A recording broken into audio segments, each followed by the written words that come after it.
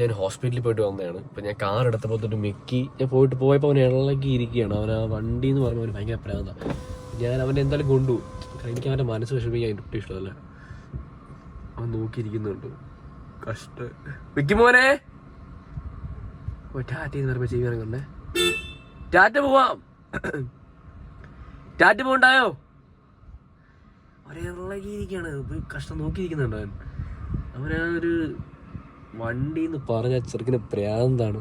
ഇളകി ഈ സമയം ഞാൻ അവനെ ഒന്ന് കൊണ്ട് ടാറ്റ കൊണ്ടിട്ട് വരാം കേട്ടോ. അവിടെ പിന്നെ വീണ്ടും നോക്കി നിൽക്കുന്നു. വീണ്ടും മിക്കി അവനെ കൊണ്ടുപോവാം. അപ്പം കണ്ടോണ്ട് ഞാൻ അങ്ങോട്ട് പോകുമ്പോഴത്തേക്കും മിക്കിയുടെ ഒരു ഇളക്കം കാണണം. ടാറ്റ പോകാന്ന് പറയുമ്പോണ്ടല്ലോ, ഞാൻ മരുന്ന് വാങ്ങിക്കാൻ വേണ്ടി പോയതാ ഹോസ്പിറ്റലിൽ. വേണ്ട പനി പിടിച്ച് പൊങ്ങാൻ വയ്യ. ഇത്രയും മരുന്ന് വാങ്ങിച്ച് ഗൈസ്.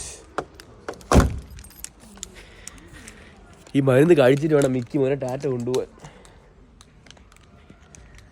മിക്കി എന്തുവാടാ ചേട്ടാ വന്നില്ലേ? ചേട്ടായിക്ക് ഹോസ്പിറ്റലിൽ പോകുമ്പോൾ വാവയെ കൊണ്ടുപോകാൻ പറ്റുമോ? അപ്പം പോവാം, നമുക്ക് പോവാം. ബാ പോവാം. ടാറ്റ പോവാം. ടാറ്റ മിക്കി ടാറ്റ പോവാം. ടാറ്റ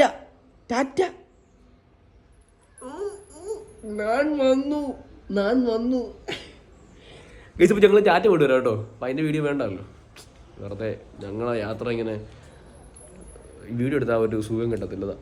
പോയിട്ട് വരാം.